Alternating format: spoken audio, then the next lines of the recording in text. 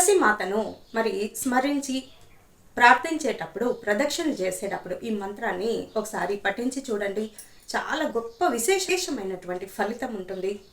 చాలా ఉత్తమమైనటువంటి జీవన విధానము, జీవన క్రమం మన రావాలి. మన జీవనము చాలా అద్భుతంగా సాగాలి అంటే ఈ మంత్రాన్ని రోజు జపించి చూడండి. తులసి మాతకు రోజు నీళ్లు పోయండి. చక్కగా పాలు నీళ్లు కలిపినటువంటి నీళ్లను చక్కగా తులసి మాతకు సమర్పించండి. ప్రతి ఒక్కరు కూడా ఇంటి ఎదురుగా కానీ పెరట్లో కానీ తులసి కోటను రోజు పూజించేటటువంటి ఒక అలవాటు గనక ఆ ఇంట్లో ఉన్నట్లయితే ఆ ఇంట్లో అన్ని శుభాలే జరుగుతూ ఉంటాయి.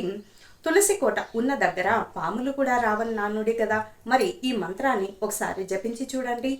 యన్మూలే సర్వతీర్థాని యన్మధ్యే సర్వదేవత యదాగ్రే సర్వవేదాశ్చ తులసి త్వాం నమామ్యహం సమస్తు లసి కళ్యాణి నమో విష్ణుప్రియే నమస్తు లసి కళ్యాణి నమో విష్ణుప్రియే శుభే. అంటే అన్ని శుభాలే జరగాలని.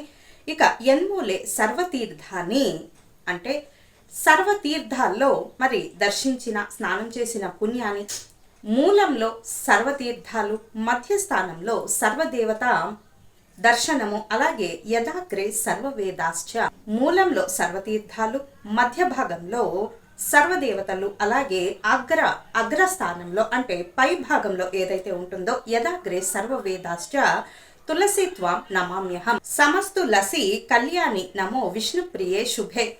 విష్ణువుకు చాలా ఇష్టమైనటువంటి బృందాదేవిగా, తులసి మాతగా, శ్రీ మహావిష్ణువుకు ఇక కృష్ణుడికి చాలా ఇష్టమైన ప్రదేశం ఏంటి? బృందావనము, అలాగే తులసి కోట ప్రదేశము. ఈ ప్రదేశం ఎక్కడైతే ఉంటుందో అతను ఉండడానికి ఇష్టపడుతూ ఉంటాడు. అలా తులసి కోటలు ఎక్కడైతే పెంచుతూ ఉంటారో అక్కడ సమస్త దేవతలు తిష్ట వేసుకొని కూర్చుంటాయి. ఇక లక్ష్మీప్రదంగా ఉంటుంది, చాలా ఆహ్లాదంగా సంతోషంగా ఉంటుంది. పాజిటివ్ వైబ్రేషన్స్ కానీ ఏదైతే వాయు తరంగాలు అంటూ ఉంటారో, చక్కటి గాలి తులసి చెట్టు దగ్గర వచ్చేటటువంటి ఆ గాలిని పీల్చినా కూడా ఆరోగ్యానికి చాలా మంచిది. అందువల్లనే మనకు దేవాలయాల్లో తీర్థము మనకు ఇచ్చేటప్పుడు, మనం స్వీకరించేటప్పుడు అందులో తప్పనిసరిగా ఈ తులసి ఆకుల్ని తప్పకుండా వేస్తూ ఉంటారు.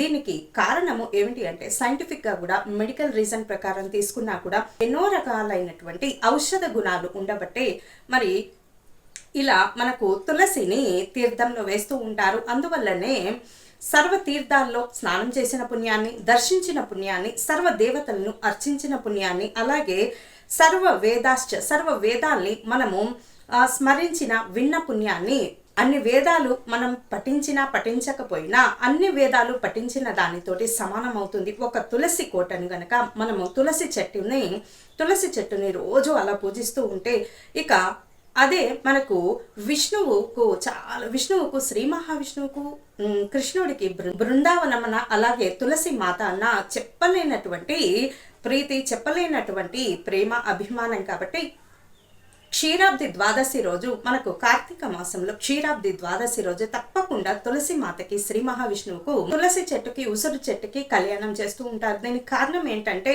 రాధాకృష్ణుల్లాగా, అలాగే ఈ తులసి మాత, శ్రీ మహావిష్ణువు ఎవరైతే ఉన్నారో వాళ్ళలాగా కలిసి ఉండాలి, అన్యోన్యంగా అర్థం చేసుకొని ఆదర్శవంతంగా ముందుకు సాగాలి ప్రతి దంపతులు కూడా అనేటటువంటి నిగూఢమైనటువంటి అర్థము దాంట్లో ఉంటుంది. రోజు తులసి కోటని పూజించేటటువంటి ఒక ప్రక్రియను, ప్రయత్నాన్ని అలవాటు చేసుకోండి. నమో మోక్ష ప్రదే దేవి నమః సంపత్ ప్రదాయిని. అంటే మోక్షానికి అర్హత సాధించాలన్నా, మోక్షము మనకు త్వరితగతిన సిద్ధించాలన్నా తులసి కోటను పూజించడము చక్కటి పరిష్కారము.